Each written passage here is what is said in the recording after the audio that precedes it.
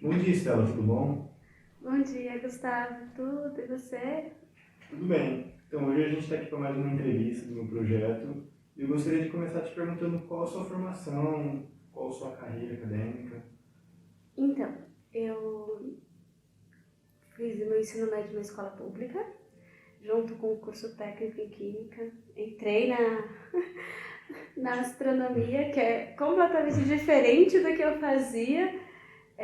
Comecei a graduação em astronomia e chegou um ponto onde eu comecei a avançar na minha pesquisa e eu precisava de uma bagagem mais física, tudo eu transferi, então eu me formei em física, sou bacharel em física e finalizando o bacharelado eu consegui uma bolsa de doutorado direto para astronomia, eu voltei para minha casa e hoje eu estou finalizando meu 4º ano do doutorado. Certo. E como que você trabalha no seu doutorado? Eu sou do grupo de altas energias. Então, é um grupo que trabalha muito com campos magnéticos, em várias escalas do universo. Então, cada pessoa do grupo trabalha com uma coisa diferente. A gente vai de estrelas até a parte mais cosmológica, as grandes escalas do universo.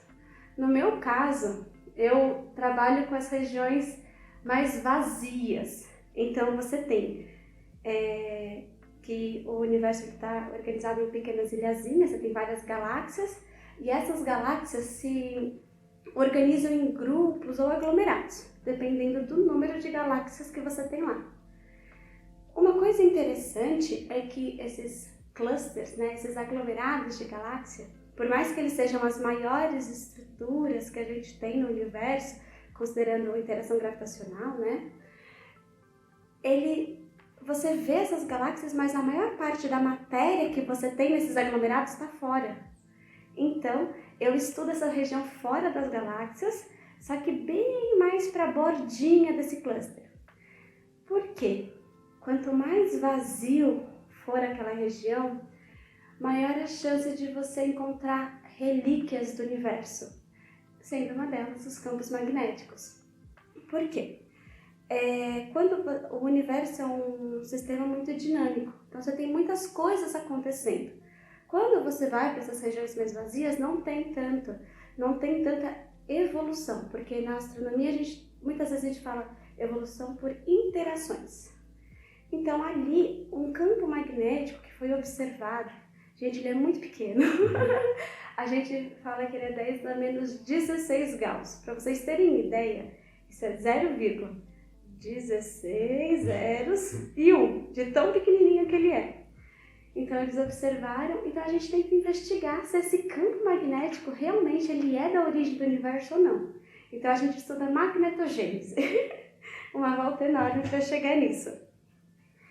E isso eu vou estudar através de processos que amplificam esses campos nessas regiões mais vazias, tentando estudar possíveis mecanismos que podem ter mantido esse campo magnético vivo desde esse comecinho até formas da gente observar esse campo, que é por raios cósmicos. Então, quando esses raios cósmicos vêm, existem interações e essas interações vão poder ser observadas pelo CTA, que é um telescópio, né, nessa área de altas energias que vai trabalhar com essa radiação gama, que vai poder comprovar tudo isso que a gente está fazendo por meio de modelos.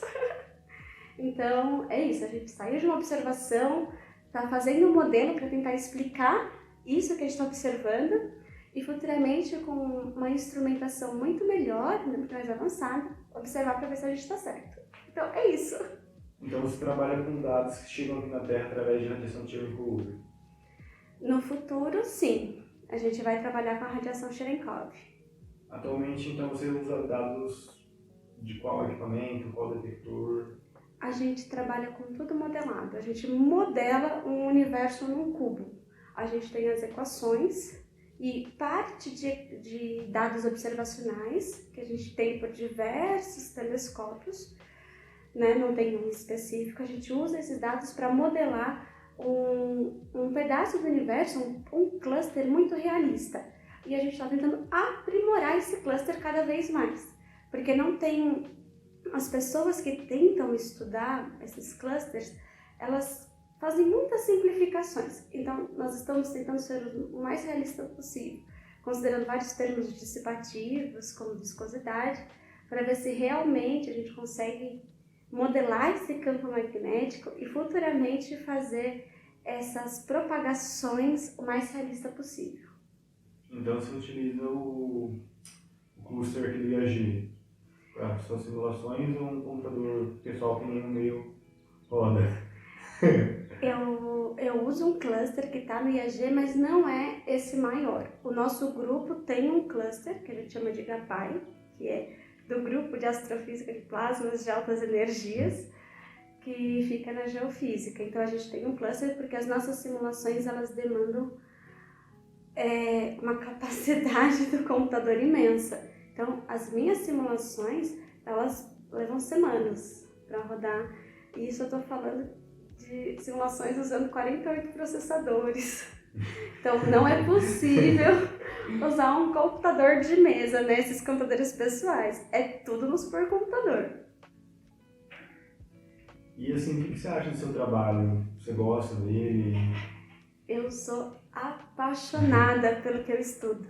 Quando eu entrei na astronomia, eu via que eram muitas áreas pequenas, né? Assim, pequenas no que eu digo. As pessoas estudavam estrelas, pessoas estudavam a Via Láctea, estudavam outras galáxias, e eu queria estudar tudo. Eu sou apaixonada pelo universo, eu acho uma coisa... Eu não sei explicar. Eu acho maravilhoso tudo isso que existe fora daqui. Então eu não queria me limitar a uma coisa. E foi por isso que eu fui parar no grupo de altas energias, porque eu podia estudar vários objetos, o conhecimento que eu tenho podia ser aplicado em tudo. Então eu trabalho numa área que é considerada de extragaláctica com um pouco de cosmologia. E eu posso trabalhar com elementos dentro da galáxia também, porque muitos mecanismos dentro da galáxia jogam campos magnéticos para fora, como os buracos negros ativos, que você tem aqueles jatos, ele joga o campo magnético, ele fica congelado no plasma. Então, quando esse plasma é jogado para fora para essas atividades, a explosão de supernova, os feedbacks de AGN, ele joga campo magnético também. E eu tenho que estudar essas contribuições. Então eu fui muito privilegiada de ter um projeto que envolve muitas coisas. Então eu sou apaixonada pelo que eu estudo. Aproveitando que você já falou um pouquinho sobre buracos negros é um assunto que o pessoal gosta muito. Você poderia comentar o que você já estudou de buracos negros, as simulações que você já fez utilizando buracos negros? Eu já trabalhei com buracos negros, mas não modelando o buraco negro, modelando as contribuições dele.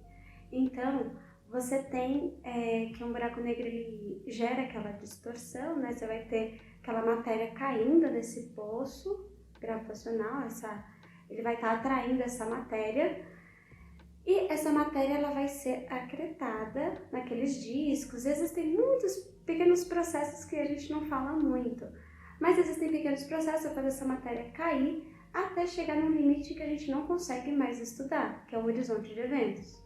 Só que nesse processo, que aí entra um pouquinho do que eu estudo, quando esse plasma, né, essa matéria que vem de estrelas e objetos que passam ao redor caem nesse buraco negro, você tem campo magnético indo junto. E existem processos, né, que explicam que quando esse campo magnético ele é advectado para dentro, você tem interações que podem acontecer que contribuem para aqueles jatos que a gente vê. Então, devido ao campo magnético. Aproveitando que a gente entrou em buracos negros, eu trouxe um negócio muito da hora. Eu queria gravar a sua reação do cinema. Ai meu Deus, eu tenho que fechar o olho. Não, fecha aí para mostrar pro pessoal primeiro. Eu quero que você reaja a esse livro aqui. Pode abrir? Pode.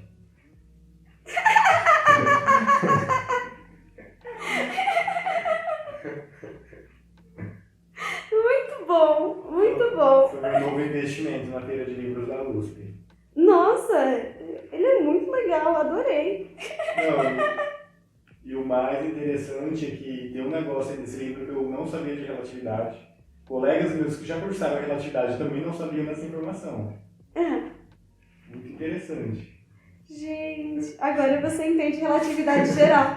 Muito bom, eu vou comprar um desse. Aproveita que tá com 50% de desconto, no mínimo. E eu já tô fazendo até publicidade pra feira na minha entrevista. Gente, adorei. Gente, essas imagens, elas são muito intuitivas. Muito bom. E continuando para a entrevista, qual que é a sua metodologia de trabalho, assim? Você prefere trabalhar em home office, presencialmente? De maneira geral, como é que é o seu trabalho? Como você trabalha, realiza suas simulações, seus cálculos? Eu prefiro trabalhar do IAG. Eu acho que rende muito mais. Nesse período que a gente foi obrigada a trabalhar home office, não foi tão produtivo assim. Então, eu venho todos os dias, trabalho o dia inteiro, principalmente porque é muito mais fácil acessar o cluster daqui. Quando a gente trabalha de casa, a gente usa aquela conexão VPN, o que cai, dá problema. Então, nós temos uma série de problemas que é um pouquinho complicado. Então, eu venho para cá. Quando você fala como eu realizo as minhas simulações, você quer que eu explique isso? Se você quiser. As simulações, elas basicamente, as minhas simulações, elas evoluem no tempo as equações MHD, que a gente tem intensidade, momento, a gente tem as equações que regem como é que um plasma evolui numa certa condição. Então é isso, eu tenho um código que evolui essas condições e o que eu faço é basicamente mudar o que vai existir nesse meu universo. Então, eu pego outras equações, como os tensores de viscosidade e tudo mais, eu incluo nesse código para evoluir ele no tempo e descobrir, no final dessa simulação, como seria o nosso universo. Então, eu tenho um mini universo num cubinho dentro do meu computador. E era a mesma coisa que eu fazia quando eu estava na graduação, que eu trabalhava com os buracos negros. Então, eu comecei a explicar sobre esses buracos negros, só que tudo isso que eu falei não aparecia na minha simulação, aquelas do campo magnético entrando e tudo mais. Isso é só a explicação física porque eu observava, de jogar matéria para fora para as galáxias e jogar campo magnético junto. Então era isso. Então as minhas simulações é basicamente colocar ingredientes que regem o nosso universo. Coisas reais, não é igual ensino médio, que a gente ignora atrito. Essas coisas são super importantes.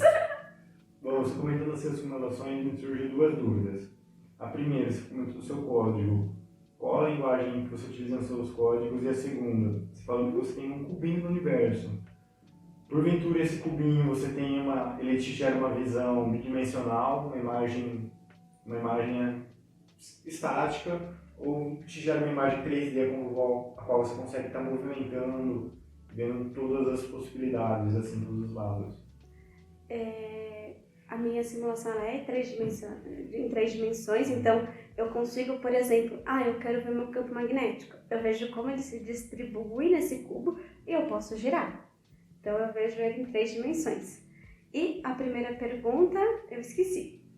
Em qual linguagem você utiliza? Sim. Eu uso mais de uma.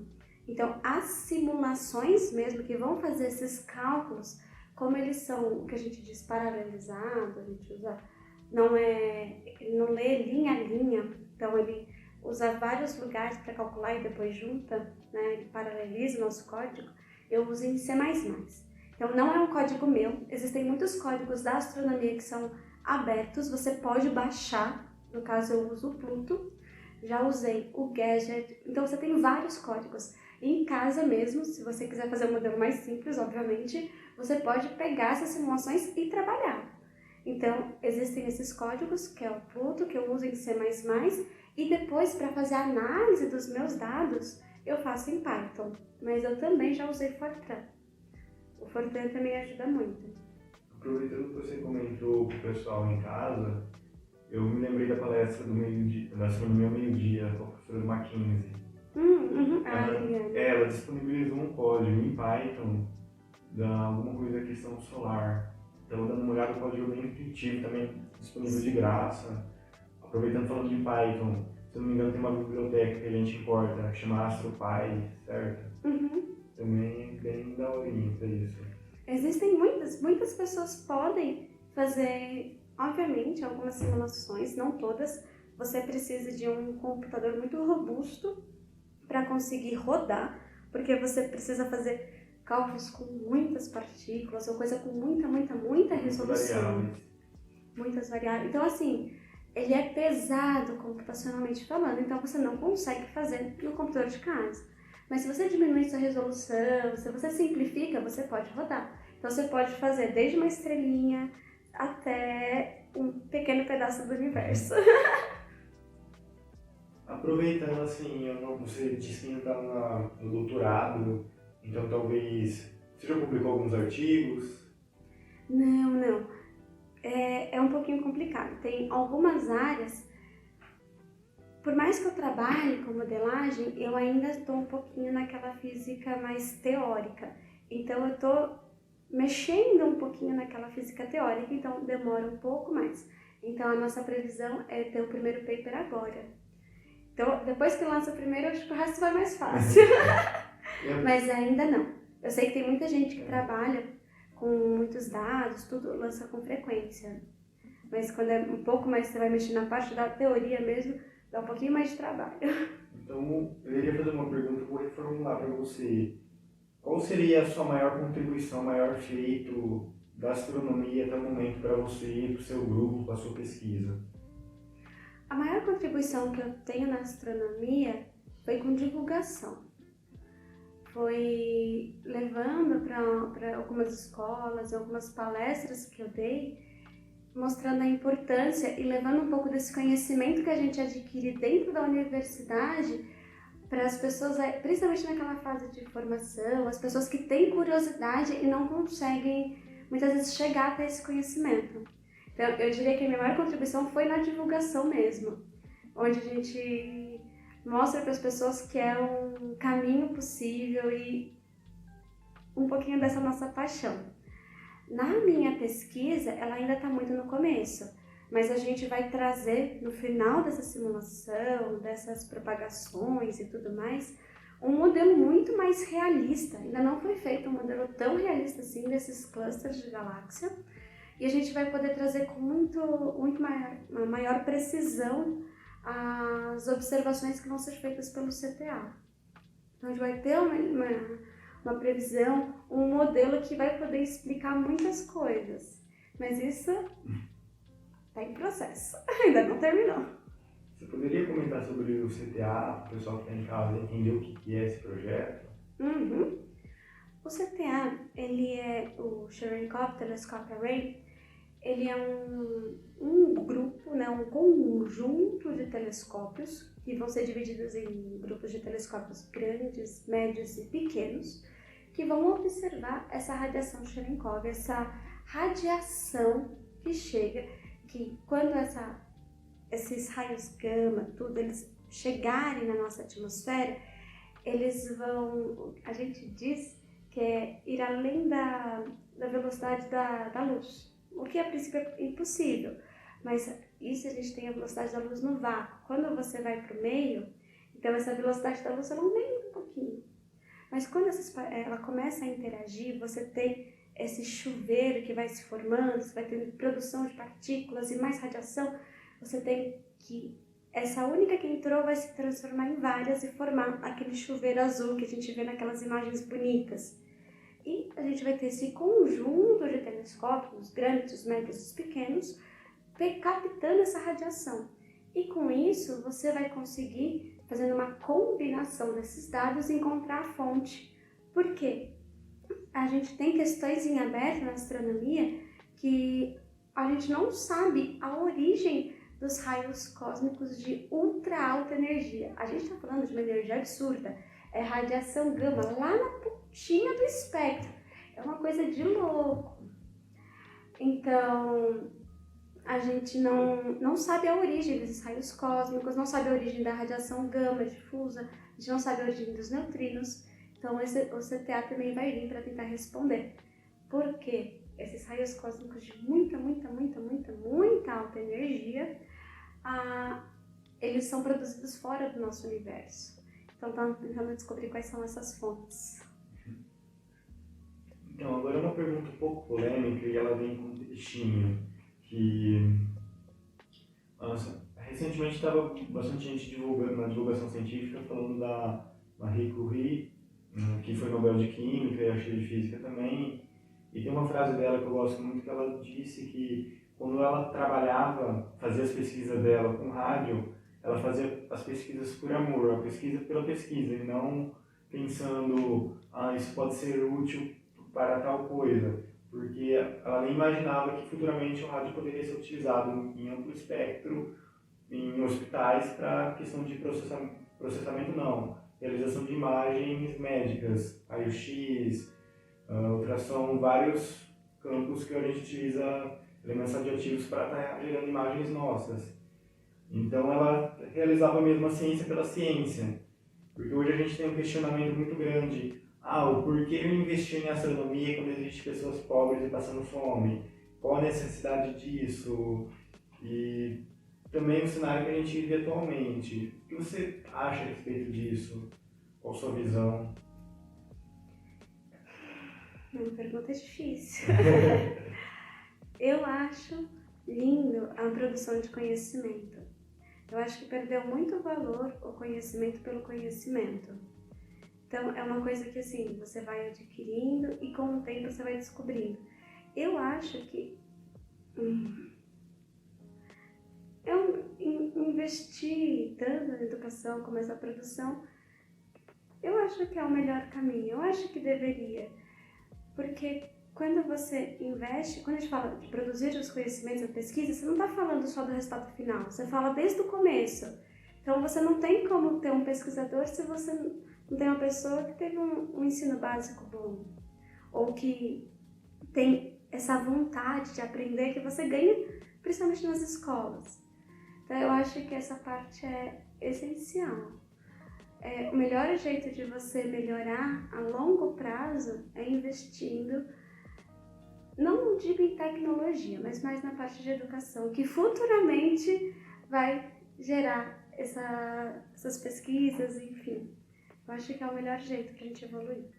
E nisso a gente entra num tópico que atualmente aqui no Brasil a gente está meio que em defasagem nessa questão de investimento tanto em ciência, em educação, e acaba afetando diretamente muitas pesquisas, muitas pessoas acabam saindo do Brasil tanto para pós-graduações ou até mesmo se graduam, pós-graduam aqui e saem para trabalhar lá. E porventura algum desses cortes já chegou a afetar você, seu grupo, sua pesquisa, algum amigo? Com esses cortes, você tem muito menos bolsas, por exemplo, da FAPESP sendo distribuídas, que é uma bolsa com valor maior. Então, muitas pessoas, quando elas olham o preço, elas acabam até desistindo da academia. Eu conheço muitos amigos que desistiram, eles eram pesquisadores assim maravilhosos, mas por falta desse retorno financeiro, muitos acabaram indo para o mercado de trabalho. E o meu irmão, ele estava começando nessa vida acadêmica, indo na graduação, e a bolsa dele foi uma das bolsas que foi cortada. No meio, ele tinha 1 ano de bolsa, e depois, se não me engano, de 8 meses, cortaram a bolsa dele. Então, é muito desmotivador, entendeu? Então, teve muitas pessoas que sofreram grandes decepções, porque é um meio, por mais que a gente seja apaixonado, a gente não é cego, a gente é muito exigente, a gente trabalha bastante. Produzir conhecimento não é só chegar e apertar um botão e deixar o código rodar. É uma coisa que exige muito trabalho, independente da área. Se você vai trabalhar com modelo, com teoria, com os dados, com tudo junto, 2 dessas 3 coisas, dá trabalho, é muita dedicação, o povo se dedica muito para produzir esse conhecimento, e sentir que você não é reconhecido desanima. Então, sentir que o que você faz não é importante, que as pessoas não enxergam aquilo como algo importante, faz com que muitas pessoas deixem, prefiram ganhar dinheiro do que seguir um sonho. Então, eu tive muitos amigos que saíram da vida acadêmica, muitos que estão cogitando sair da vida acadêmica e muitos que, sabe? Existem mesmo antes de entrar. Sim, no meio do caminho, ou mesmo vão para fora, buscando algum lugar que valorize isso que eles fazem. Então, o Brasil é um grande exportador de cérebros, porque a nossa formação, ela é muito boa, as pessoas... Eu tive amigos aqui, né, tem esses amigos aqui que saíram, que eram fabulosos, produziam muito conhecimento e acabaram buscando outros caminhos, principalmente por motivos financeiros. Você comentou dessa questão de exportação e eu gostaria de comentar 2 tópicos. Realmente aqui, pelo menos a USP é muito boa para formação, tanto que pelo edurank.com a gente se encontra na posição 48º, em 48 lugares nas melhores universidades do mundo. A gente é primeiro do Brasil, primeiro da América Latina, em certas áreas que nem a odontologia. A gente é o primeiro do mundo inteiro. E realmente, eu recentemente estava numa rede social e eu estava lendo no Twitter falando que a USP exporta muita gente para fora. Que qualquer lugar que você vai encontrar alguém que passou pela USP, nem que seja para fazer uma colaboração, mas passou. E o outro tópico que eu queria comentar é a questão que você comentou de exportação. Eu já li também a respeito dos Estados Unidos, que lá não existe muito isso de faculdade pública de graça nem a gente. É pública, mas você tem que acabar pagando. Sim. E que eles não investem tanto em formação e pós-graduação porque eles querem que outros países, como o Brasil, formem, pós-graduem as pessoas, eles só se deem um trabalho de fornecer um emprego, já que ali ele não vai precisar arcar com custos, a pessoa vai estar trabalhando, vai estar gerando renda, gerando algum retorno para ele diretamente, de uma maneira mais rápida. Infelizmente, porque formar um aluno dá trabalho. São 5 anos. Muita gente no mestrado já está produzindo, então ele já tem um retorno muito mais rápido, sabe? Bem menos trabalho e muito mais retorno. Na graduação, é muita dedicação, assim, para tanto dos alunos quanto da universidade de fazer aquela pessoa adquirir aquele conhecimento para dali para frente seguir. Mas não cheguei a ver essas reportagens, mas faz muito sentido. Faz muito sentido. E assim, quais conselhos você daria para um jovem que pretende seguir a carreira científica, que pretende seguir a carreira de astronomia? Que talvez vai estar realizando a FUVEST para a física, para a astronomia e áreas afins.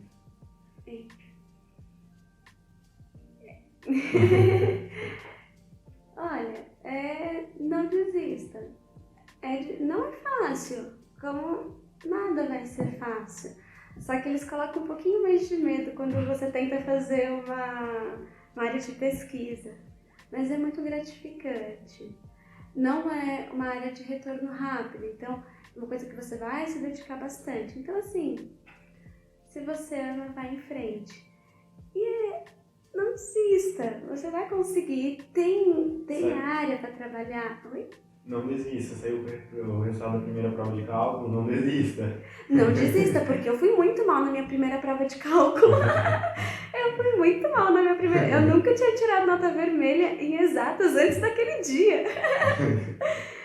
Você sai com uma... Pode não parecer, mas você sai com uma formação incrível. Mesmo que você chegue na academia e você perceba que futuramente não é isso que você quer fazer, você sai com background para trabalhar em muitos lugares. Você tem uma capacidade absurda. Então vale muito a pena. Então se você tem isso, vai em frente. E você vai conseguir. Tem muitos desafios, muitos obstáculos, mas é isso que vai ajudar a gente a se tornar cada vez melhor. E uma coisa que eu gosto muito, posso falar? Pode.